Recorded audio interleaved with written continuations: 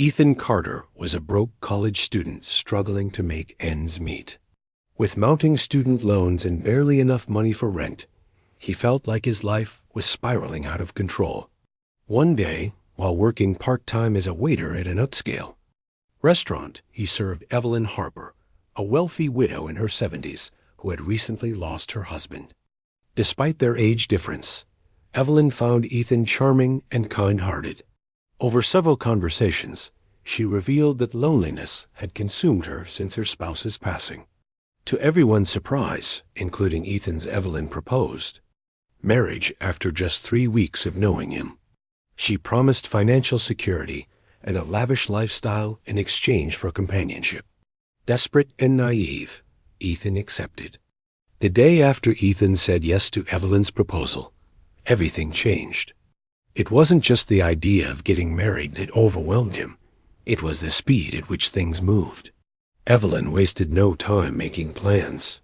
Within a week, they had picked out rings, signed legal documents, and set a date for the wedding. Ethan barely had time to process what was happening before he found himself standing in front of a small group of guests at the courthouse, reciting vows he didn't fully understand. Evelyn, on the other hand, seemed completely at ease. She wore a simple yet elegant white dress, her silver hair styled perfectly. Her smile never faltered as she slipped the ring onto Ethan's finger. When the ceremony ended, she kissed him lightly on the cheek and whispered, "Welcome to your new life." That evening, Ethan packed up his belongings from his tiny apartment and followed Evelyn to her mansion. The house was even more impressive up close than it had been from the outside. Nestled on acres of lush green land, it looked like something out of a magazine. Tall windows lined the walls, letting in streams of golden sunlight. Inside, every room was decorated with modern art hung on the walls. Plush rugs covered the floors, and expensive furniture filled the spaces. Ethan felt like he'd stepped into another world. "This is incredible," he murmured as Evelyn gave him a tour. "I've never seen anything like it," she chuckled softly. "You'll get used to it. This is your home now." Home, the word, sounded strange in Ethan's ears. He couldn't imagine living in such luxury, but Evelyn made sure he settled in quickly. She showed him to his bedroom, a spacious suite with its own bathroom, walk-in closet, and a view of the garden. There were fresh flowers on the bedside table and a robe hanging in the closet with his initials embroidered on it. Ethan stared at the robe, feeling both amazed and uneasy. How did Evelyn know his size? And why did she go through so much trouble for him? Over the next few days, Ethan tried to adjust to his new life. Evelyn spared no expense when it came to making him comfortable.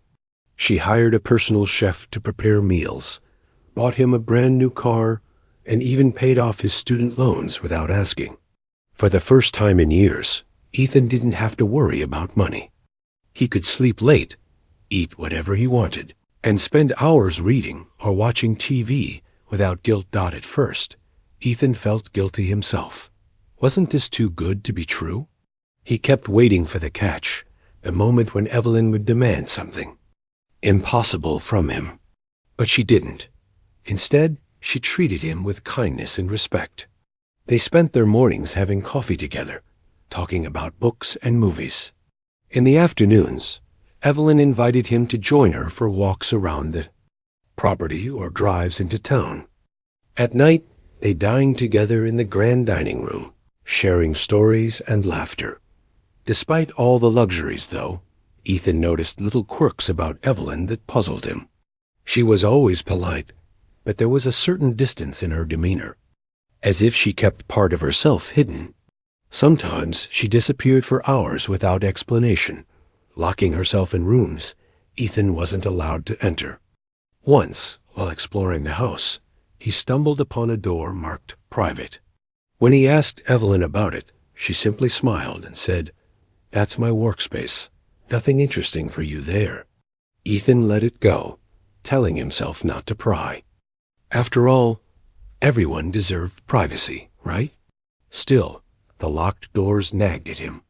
So did the odd noises he heard late at night, soft thuds and faint whispers coming from parts of the house he hadn't explored yet. He told himself it was probably nothing. Old houses creaked and groaned. That was normal. But deep down, he couldn't shake the feeling that something wasn't quite right. One afternoon, while Evelyn was busy with phone calls, Ethan decided to explore the mansion further. He wandered through the halls, admiring the artwork and running his fingers along the polished wood banisters. Eventually, he found himself in a wing of the house he hadn't seen before. Unlike the rest of the mansion, this area felt colder, quieter. The air smelled faintly of dust, and the lights flickered slightly. As he walked out at the end of the hallway, he discovered another locked door. This one was heavier than the others, with a keypad beside it. Curiosity got the better of him, and he pressed his ear against the wood, listening for any sounds. At first, there was nothing. Then, faintly, he heard something, a rhythmic humming, almost like machinery. His heart raced. What could be behind that door? Before he could investigate further, footsteps echoed down the hall. Startled, Ethan turned to see Evelyn approaching. Her expression was calm, but there was a sharpness in her eyes that made him nervous. "What are you doing here?" she asked, her voice steady. I was just looking around," Ethan stammered. "I didn't realize this part of the house was off limits." Evelyn studied him for a moment, then nodded. "It's fine. Just stay out of this wing, all right? Some things are better left undisturbed." Her words sent a chill down Ethan's spine, but he forced a smile and agreed. As they walked back toward the main part of the house, he couldn't help but wonder what Evelyn was hiding. Why did she need so many private rooms? And why did she seem so determined to keep him away from them? Despite his growing unease, Ethan tried to focus on the positives. Life with Evelyn was still far better than anything he'd experienced before. She encouraged him to pursue his passions, signing him up for art classes and buying him a guitar when he mentioned wanting to learn how to play. She introduced him to her friends, who welcomed him warmly despite the obvious age difference between him and Evelyn. Slowly, Ethan began to feel like he belonged, but the questions lingered in the back of his mind. Who was Evelyn Harper, really? And what secrets lay hidden behind those locked doors? The days rolled by, and Ethan's new life continued to feel like a dream. He woke up in a luxurious bed, ate meals prepared by a chef, and spent his afternoons doing whatever he pleased. But the unease he felt about Evelyn's secrets never went away. It was always there, lurking in the corners of his mind, waiting for the right moment to surface. That moment came on the 7th day of their marriage. Ethan had noticed that Evelyn had a habit of attending social events in the evenings, charity galas, art exhibitions, or meetings with her friends. These outings gave him time alone in the mansion, which he appreciated.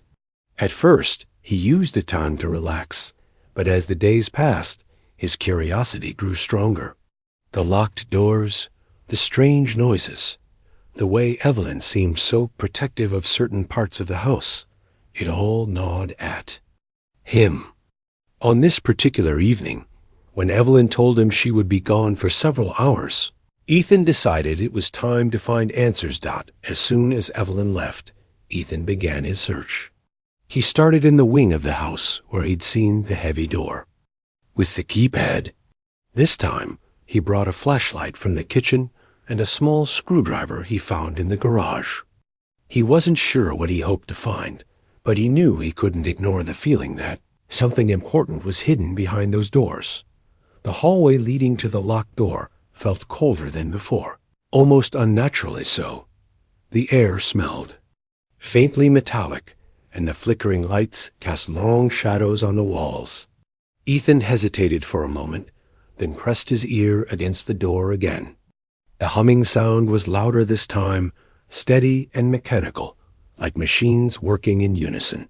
His heart pounded as he examined the keypad. There were no visible fingerprints or smudges to hint at the code, so he tried using the screwdriver to pry it open. After a few minutes of fumbling, he managed to disable the lock. The door creaked as he pushed it open, revealing a narrow staircase that spiraled downward into darkness. Ethan took a deep breath and stepped inside, shining the flashlight ahead of him. The stairs led to a basement-like area filled with rows of shelves and filing cabinets. The room looked like an archive, but instead of business records or family heirlooms, it contained stacks of old photographs, documents, and newspaper clippings. Ethan's hands trembled as he picked up one of the photographs. It showed Evelyn, standing beside a young man who looked eerily similar to him, dark hair, bright eyes, and a confident smile. The man appeared to be in his early 20s, just like Ethan. Another photo showed the same man sitting at a dinner table with Evelyn, laughing as if they shared a private joke. Ethan flipped through more pictures, his confusion growing. Each one featured Evelyn with different men, all of whom looked remarkably alike young, handsome, and full of life. Next, Ethan turned his attention to the documents. They were handwritten, notes, sketches, and diagrams that made little sense to him at first. One page mentioned something called vital energy transfer, while another referenced experiments involving biological rejuvenation. Ethan frowned, trying to piece together what it all meant. Then he saw the newspaper clippings. They were yellowed with age, some dating back decades. The headlines caught his eye. Local man vanishes without a trace. Young waiter missing. After dinner engagement. Authorities search for missing college student. Each article described the disappearance of a young man, linked, however, loosely to Evelyn Harper. Some mentioned her by name, noting that the missing individuals had been last seen in her company.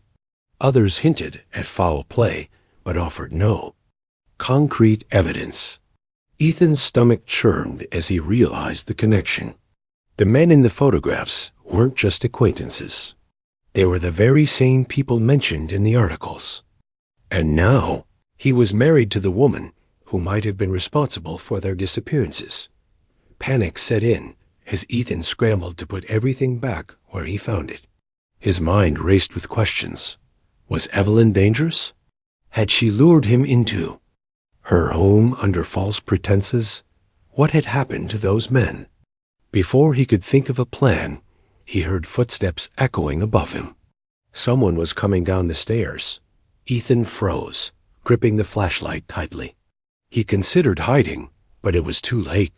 The beam of light illuminated his face as Evelyn descended the steps, her expression unreadable. For a moment, neither of them spoke. Then Evelyn sighed deeply and crossed her arms. "I see you found my private collection," she said, her voice calm but tinged with disappointment. "I should have known better than to trust you wouldn't snoop." Ethan swallowed hard, struggling to find words. What is this place? Who are these men? And why do they all look like me? Evelyn moved closer, her heels clicking softly against the floor. She studied him for a moment, then gestured toward the shelves. "These men were part of my past, Ethan. They were special to me, just as you are now. I cared for each of them deeply. That doesn't explain anything." Ethan snapped, his fear turning into anger. Why did they vanish? What happened to them? Evelyn's gaze softened, and she reached out to touch his arm. Ethan flinched, but didn't pull away. "Sit down," she said gently. "Let me explain." Reluctantly, Ethan followed her to a nearby chair. Evelyn sat across from him, folding her hands in her lap. Her voice was steady as she began to speak. "Years ago, I became involved in groundbreaking research aimed at extending human life.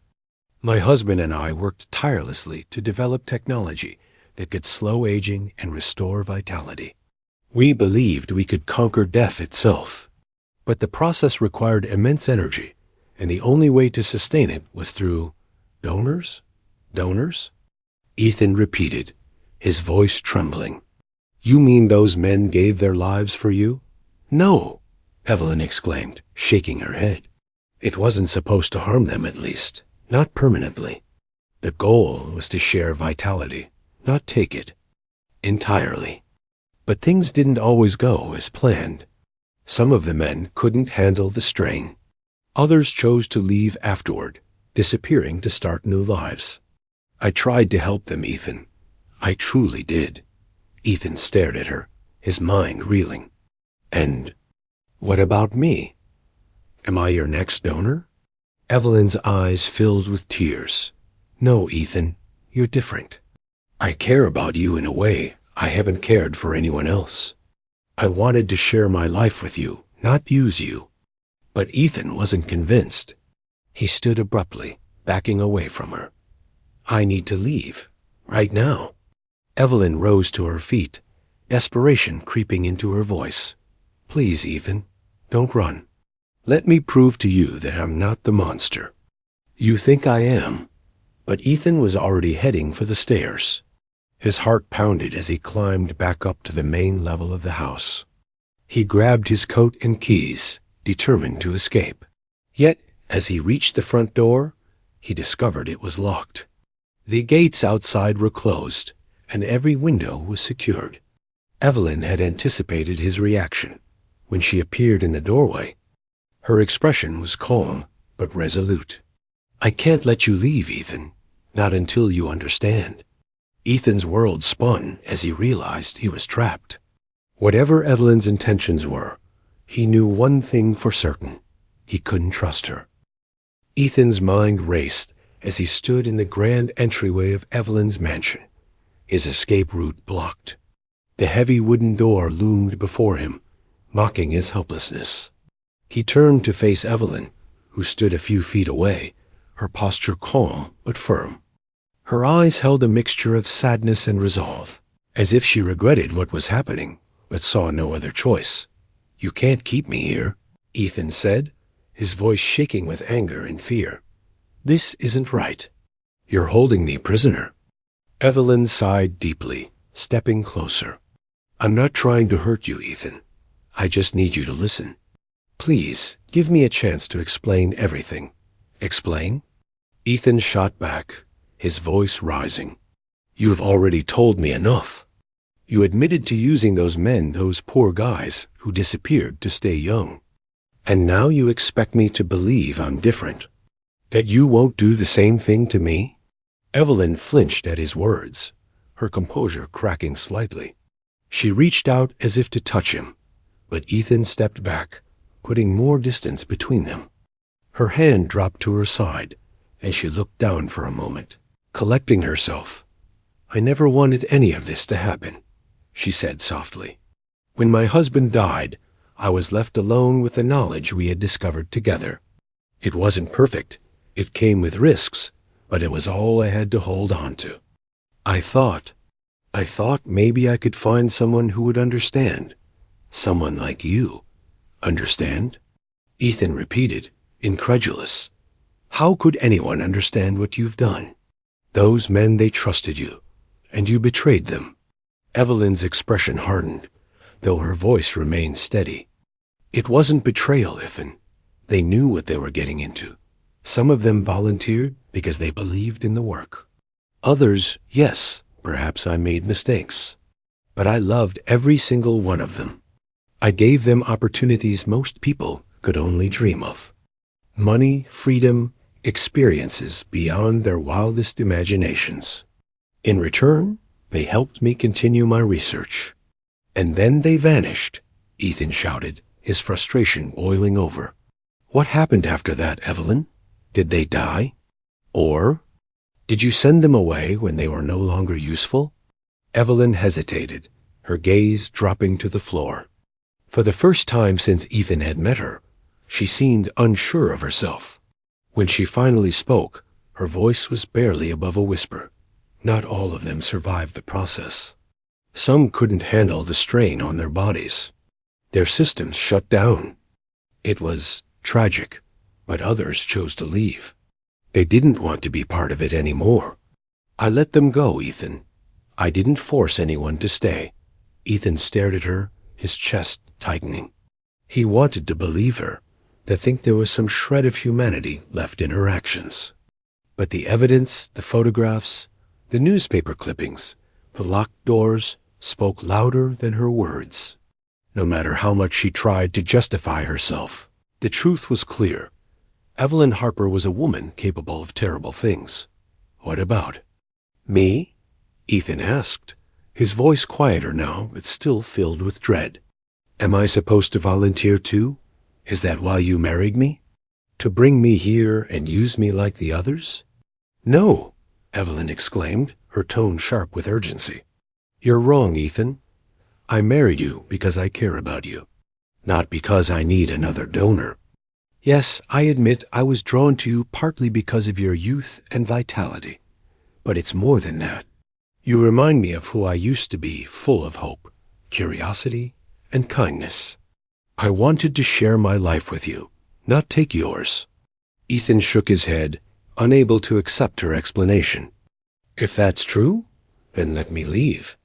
Unlock the doors, open the gates, and let me walk away. If you really care about me, you'll let me go. Evelyn hesitated again, her hands trembling slightly. She opened her mouth to respond, but stopped herself. Instead, she walked past Ethan and disappeared into another room. Moments later, she returned carrying a small device, a remote control. With the press of a button, the front door unlocked, and the sound of the gates sliding open echoed through the house. There, she said, holding out the remote toward him. You're free to leave. But before you go, I want you to know something. This isn't just about me staying alive, Ethan. It's about pushing the boundaries of science, of understanding what it means to truly live. What I've done, it's controversial, yes, but it's also groundbreaking. Someday, people will see that. Ethan stared at the remote, then at Evelyn. Part of him wanted to grab the device and run, to put as much distance between himself and this place as possible. But another part of him couldn't ignore the sincerity in her voice. Despite everything, she genuinely believed in what she was doing. Whether that made her a visionary or a madwoman, Ethan wasn't sure. I don't know what to believe anymore, Ethan admitted, his voice heavy with exhaustion. But I do know I can't stay here, not after what I've seen. Evelyn nodded slowly, her eyes glistening with unshed tears. I understand. Just promise me one thing, Ethan. What's that? He asked warily. Don't tell anyone about this place, she said, her voice pleading. If word gets out, they'll come for me. They'll destroy everything I've worked for. Please give me that much. Ethan hesitated, torn between his instincts and his conscience. Finally, he nodded. Fine. I won't say anything for now. But if I ever find out you've hurt someone else, I won't stay silent. With that, Ethan grabbed the remote and headed for the door. As he stepped outside, the cool night air hit his face, bringing a sense of relief he hadn't felt in days. He climbed into his car and drove away from the mansion, glancing in the rearview mirror as the gates closed behind him. For the first time in weeks, Ethan felt free. But as he sped down the dark road, a nagging thought crept into his mind. Was Evelyn telling the truth?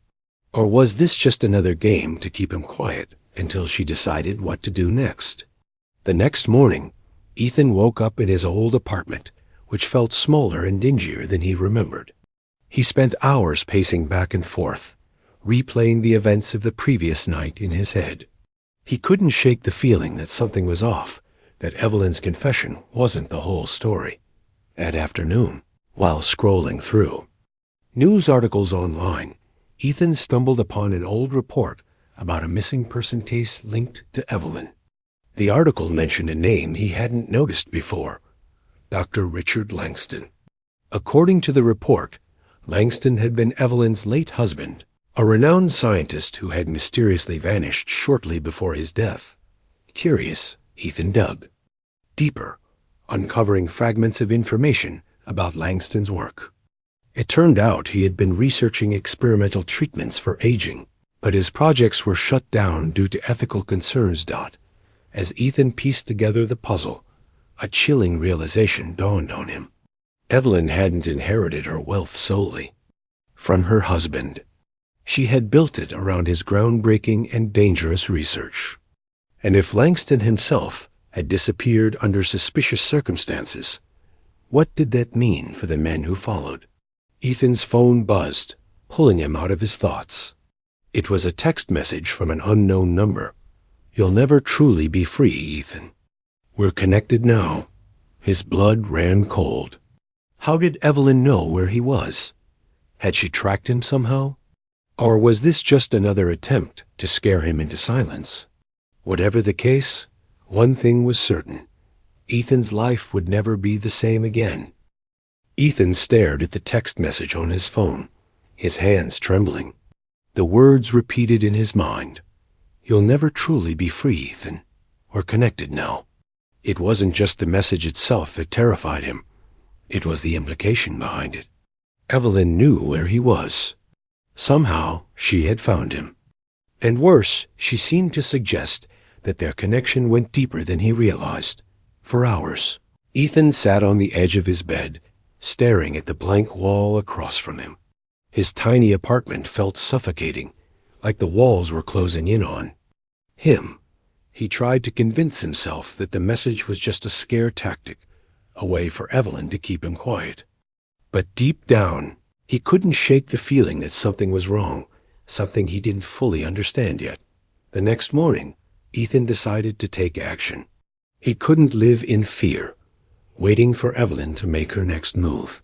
Instead, he would fight back, gathering every scrap of evidence he could remember from the mansion, the photographs, the newspaper clippings, the notes about experiments. He began piecing together a case against her. He wrote down everything he knew, including details about the locked basement and Evelyn's confession. He even included the text message, taking screenshots to preserve it as proof. But Ethan knew he couldn't do this alone. If he wanted to expose Evelyn, he needed help. After some thought, he reached out to an old friend from college named Chris. Chris had always been smart and resourceful, the kind of person who could think clearly under pressure. When Ethan called him, Chris listened patiently as Ethan explained what had happened over the past few weeks. "You've got to be kidding me," Chris said when Ethan finished. "This sounds like something out of a movie." "I wish it was," Ethan replied, his voice heavy with frustration. "But it's real, Chris. I need your help. I can't let Evelyn get away with this." Chris hesitated and sighed. "All right, I'm in. But we have to be careful. If she's as dangerous as you say, we can't afford any mistakes." Together, Ethan and Chris came up with a plan.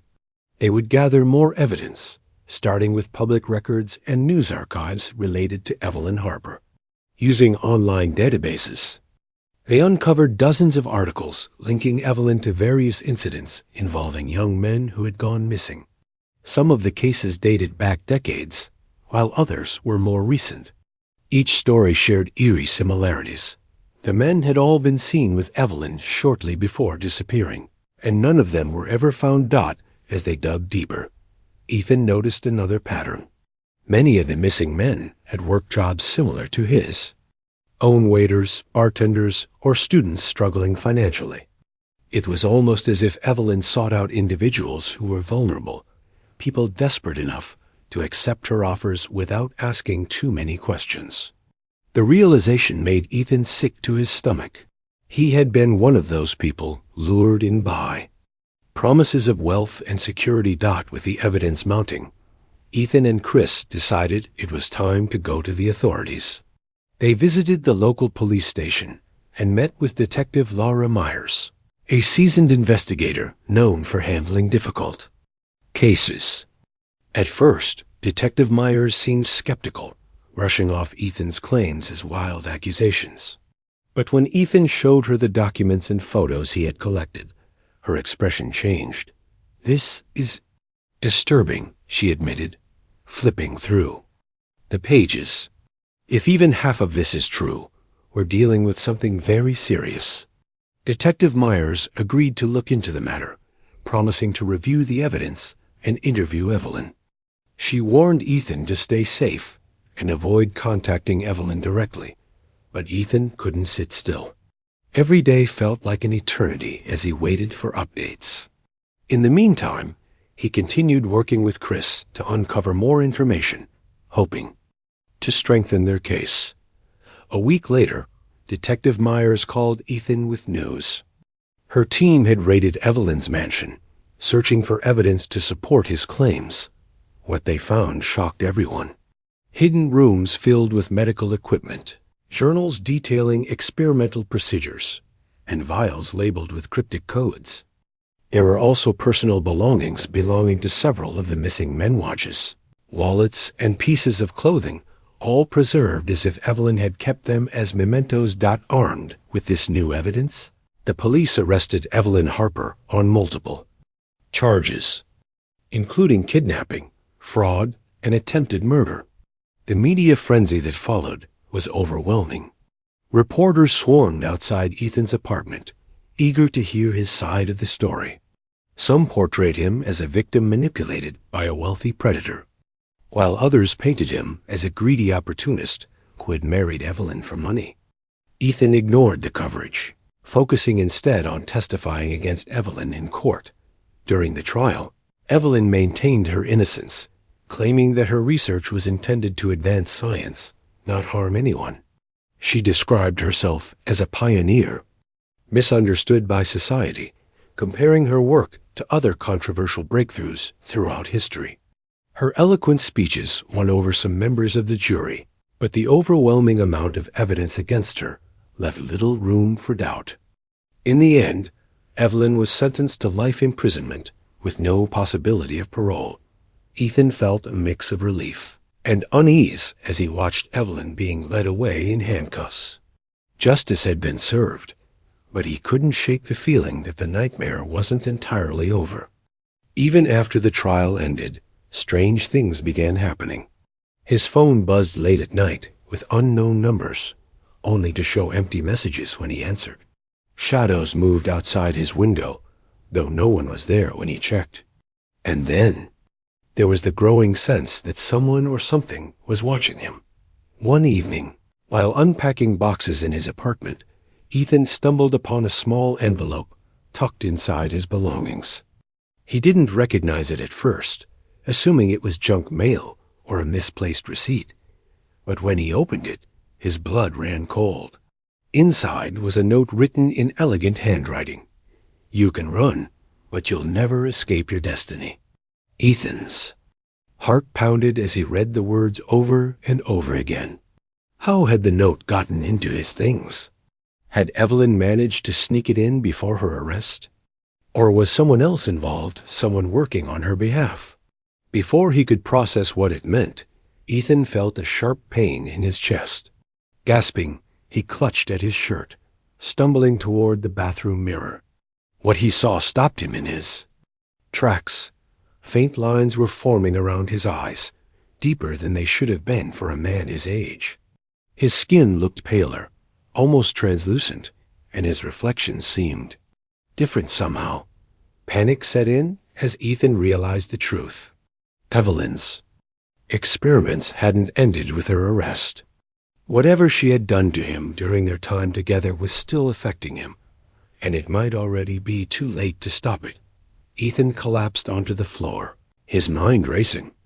Was this her final revenge? Had she planned this all along, knowing he would eventually turn against her?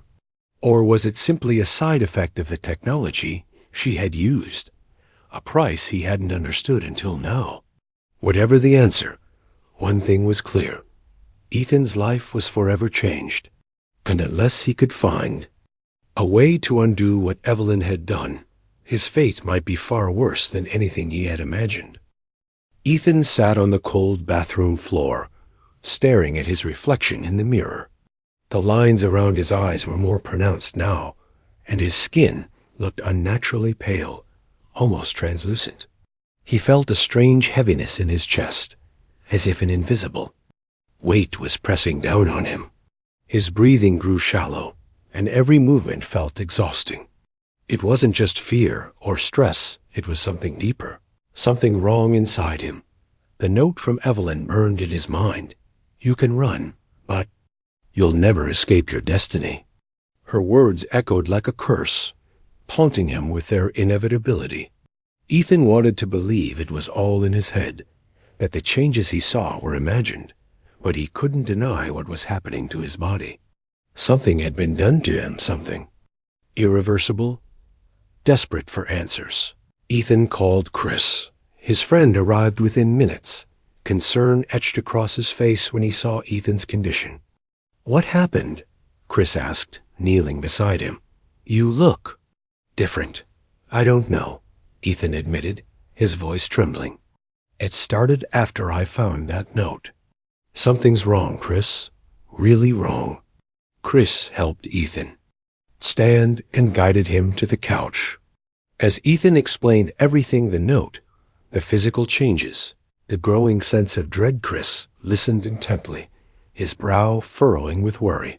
When Ethan finished, Chris shook his head. This is insane. We need to figure out what she did to you. Maybe there's a way to reverse it. Ethan nodded weakly. But how? She's in prison. Even if we could get her to talk, I doubt she'd tell us anything. Chris thought for a moment, then snapped his fingers. Wait, you said the police found equipment and journals at her house during the raid, right? Maybe they have clues about her experiments. If we can access those records, we might learn enough to help you. It was a long shot, but Ethan didn't have any better ideas. Together, they contacted Detective Myers, explaining Ethan's situation and asking for permission to review the evidence seized from Evelyn's mansion.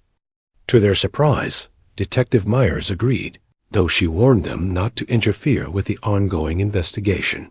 The next day, Ethan and Chris met Detective Myers at the police station. The room where the evidence was stored was filled with boxes of documents, photographs, and strange-looking devices. Some of the items resembled medical tools, while others looked like pieces of high-tech machinery. Ethan recognized a few things from the basement of Evelyn's mansion, but much of it was unfamiliar. Detective Myers handed them a stack of journals belonging to Evelyn. Start here, she said.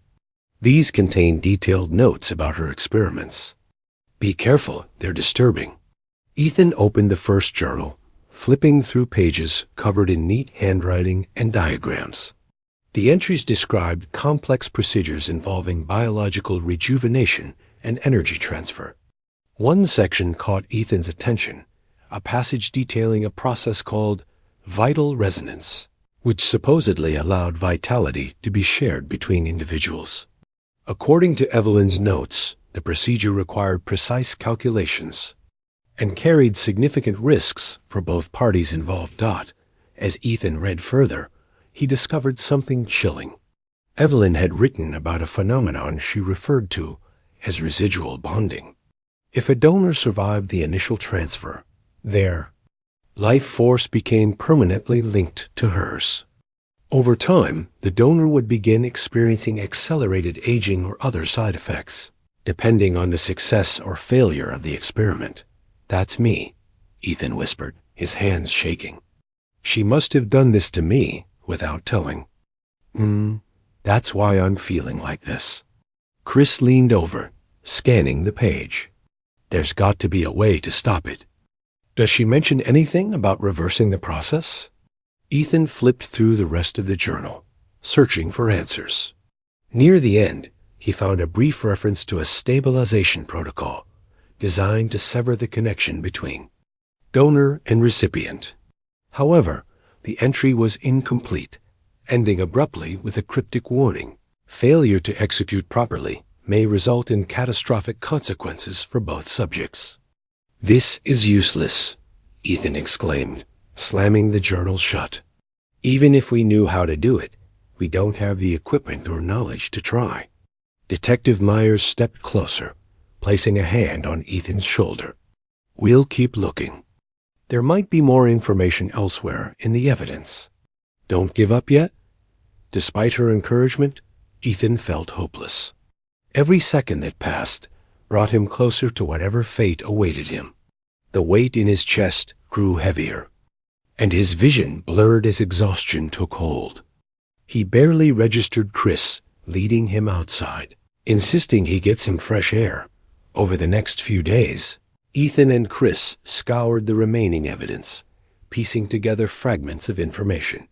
They uncovered blueprints for machines used in Evelyn's experiments, as well as logs documenting previous attempts. Some donors had died shortly after the procedure, while others survived only to vanish later. A handful appeared to have stabilized, though Evelyn's notes suggested their lifespans were drastically shortened. One name stood out repeatedly in the logs: Dr. Richard Langston, Evelyn's late husband. From what they gathered, Langston had been the original architect of the experiments.